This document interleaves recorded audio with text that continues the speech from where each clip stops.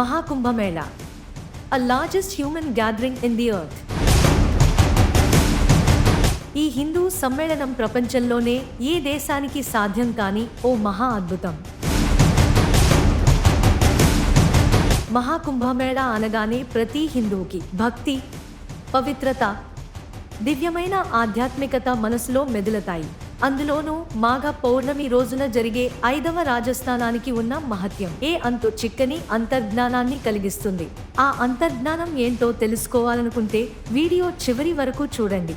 Content నచ్చితే like, share, subscribe చేసుకోండి. 144 సంవత్సరాలకు ఒకసారి జరిగే మహా కుంభమేళాకు ప్రపంచ దేశాల నుండి కూడా భక్తులు ఎంతోమంది తరలివచ్చి ఇక్కడ గంగా, యమున, అంతర్వాహినిగా సరస్వతి ఆ పుణ్య నదుల్లో పుణ్య స్నానాలు ఆచరిస్తూ ఉన్నారు. తీర్థయాత్రల ఛానల్లో మనతో పాటు చాలామంది భక్తులు వివిధ ప్రదేశాల నుంచి వచ్చేవాళ్ళు ఉన్నారు. వారి మాటల్లో ఇక్కడి ఆ మహా కుంభమేళాకు వచ్చిన ఆ విశేషాలను వారిని అడిగి తెలుసుకుందాం. मेरा नाम रश्मि गुप्ता है, मैं रीवा से आई हूँ और यहाँ पर देख रही हूँ काफ़ी भीड़ है. हम लोग रात को 2 बजे के निकले हुए हैं और काफ़ी भीड़ है. जब से लगातार चल रहे हैं, अभी हम लोग दसों सुमेर घाट पे पहुँचे हैं और 6 बजे से लगातार पैदल चल रहे हैं. और यहाँ का महाकुंभ का जो माहौल है बहुत बहुत बहुत अच्छा है और बहुत अच्छा लग रहा है. काफ़ी भक्त जन है यहाँ पर और सभी की श्रद्धा है यहाँ पर और बहुत बहुत अच्छा लग रहा है. Thank you. గంగా, యమున, సరస్వతి సంగమం వద్ద మాఘ పౌర్ణమి రోజున జరిగే 5వ అమృత స్నానం అశేష పాప విమోచనమే కాకుండా అమృతత్వానికి సమీపమైనదని పురాణాలు చెబుతున్నాయి. పురాణ కథనాల ప్రకారం మహర్షి వశిష్ఠుడు, దేవతలు మరియు యోగులు ఈ రోజు గంగా స్నానం చేయడం వల్ల బ్రహ్మ తేజం పొందారని చెబుతారు. సంగమ ప్రదేశంలో స్నానం చేస్తే 7 జన్మల పాపాలు నశించి మోక్షానికి మార్గం సుగమమవుతుందనే విశ్వాసం ఉంది. ఈ రోజున చేసే గంగా స్నానం పాప విమోచనానికి అత్యంత పవిత్రమైనది. అన్నదానం, వస్త్రదానం, గోసంరక్షణ వంటి ధార్మిక కార్యాలు విపరీతమైన ఫలితాలను ఇస్తాయి. कुंभ मेला में बहुत बढ़िया लग रहा है. सब अच्छा पर्व है. कल और भीड़ हो सकती, थोड़ा बहुत आ सकती है और बहुत अच्छी सुविधा भी है. महाकुंभ मेला अच्छा लगा.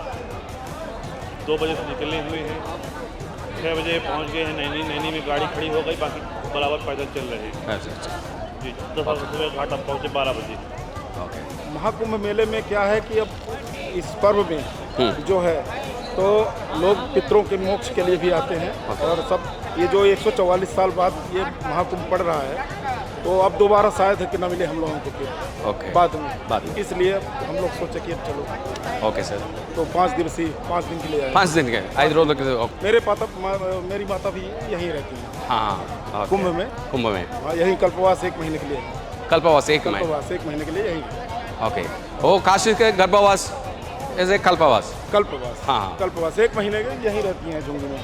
ఓకే. పన్నే. Thank you sir. నమస్కారం.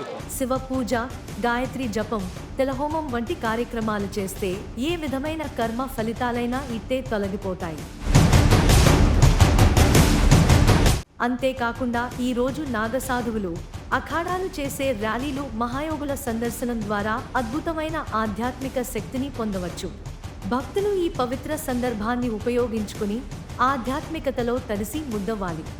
ఇక్కడికి మహాకుంభమేళా ఇక్కడ జరుగుతున్న ఈ ప్రదేశానికి ఎంతోమంది భక్తులు తరలివచ్చి వారి మాటల్లో అంటే ఇక్కడ జరుగుతున్న 6 రాజస్నానాలలో రేపు జరగబోయే పుణ్యస్నానం ఎంతో గొప్పదని, అందుకే ఇక్కడికి వచ్చి ఇక్కడ పుణ్యస్నానాలు ఆచరిస్తున్నామని చెప్పి భక్తుల మాటలు తెలుసుకున్నాం. నమస్కారం సార్. आपका नाम? मेरा नाम रवि तिवारी है. मैं मुंबई महाराष्ट्र से आया हूँ. ओके. हम लोग यहाँ पिछले 3 दिन के लिए हैं. हिंदू और सनातन धर्म के लिए मान्यता ऐसी भी है, मौन व्रत का धारण करके आपको स्नान करना है. स्नान के पहले आपको कुछ बोलना नहीं है. आपको स्नान के बाद दान करके फिर आपको बोलना है. उतने समय के लिए आपको मौन व्रत का धारण करना है.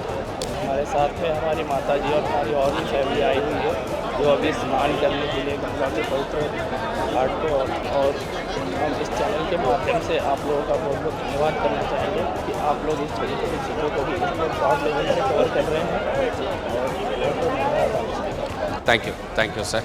గంగా స్నానం ఒక యోగం, శివుని ఆరాధన ఒక భోగం, కుంభమేళా ఒక దివ్య సందర్భం. హర హర గంగే, ఓం నమః శివాయ.